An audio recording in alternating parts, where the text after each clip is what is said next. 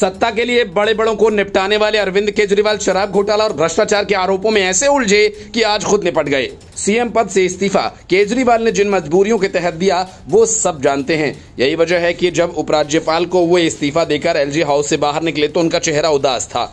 पद छोड़ने का गम इतना था कि उन्होंने मीडिया से बात तक नहीं की। अब आतिशी मर लेना डमी ही सही दिल्ली की मुख्यमंत्री बनेगी। लेकिन बड़ा सवाल ये कि अरविंद केजरीवाल अब क्या करेंगे। माना जा रहा है कि केजरीवाल का पहला काम इस्तीफे के डिटर्जेंट से अपने ऊपर लगे भ्रष्टाचारी और घोटालेबाज के दाग धब्बे धोना। लेकिन क्या इसमें वे सफल हो पाएंगे, जैसा वे खुद और आम आदमी पार्टी भी सोचती है।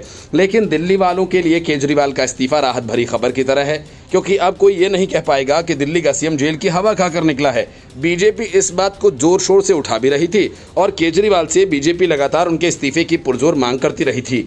बीजेपी ने ये बात भी रखी थी कि ये तो संवैधानिक संकट की स्थिति है क्योंकि राज्य का मुखिया जेल में है। लेकिन केजरीवाल ने सीएम पद छोड़ने की बात को हमेशा टाल दिया।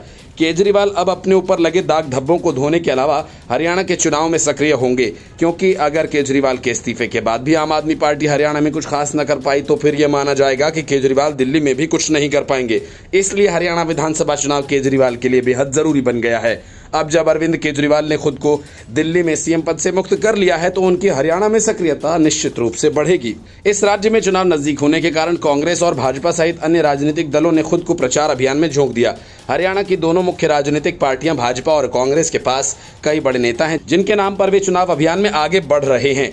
लेकिन आम आदमी पार्टी के पास हरियाणा में ऐसा कोई चेहरा नहीं। अब केजरीवाल के जुटने से उनकी ये कमी पूरी हो जाएगी। हरियाणा के बाद दिल्ली विधानसभा चुनाव में भी ज्यादा समय नहीं रह जाएगा। फरवरी 2025 तक दिल्ली विधानसभा चुनाव भी होने हैं और इस तरह दिल्ली के लिए 5 महीने से भी कम का समय बचा है। वैसे भी सुप्रीम कोर्ट की जमानत की शर्तें केजरीवाल को मुख्यमंत्री के रूप में कार्य करने की अनुमति नहीं देती और फिर अगर वो सरकार के मुखिया बने रहते तो टकराव की स्थिति बनती और केंद्र सरकार को उनकी सरकार बर्खास्त करने का बहाना भी मिल जाता। ऐसे में चुनाव जल्द हो सकते थे। उस स्थिति में आम आदमी पार्टी को तैयारी के लिए समय नहीं मिलता। केजरीवाल के इस्तीफे की घोषणा का समय महत्वपूर्ण है क्योंकि ये उन्हें खुद को भाजपा के नेतृत्व वाली केंद्र सरकार द्वारा प्रतिशोध की राजनीति के शिकार के रूप में पेश करने का अवसर देता है। पद छोड़कर केजरीवाल का लक्ष्य जनता की सहानुभूति बटोरना और अपना आधार जुटाना है, जिसका संभावित रूप से आगामी दिल्ली के चुनावों में लाभ हो सकता है।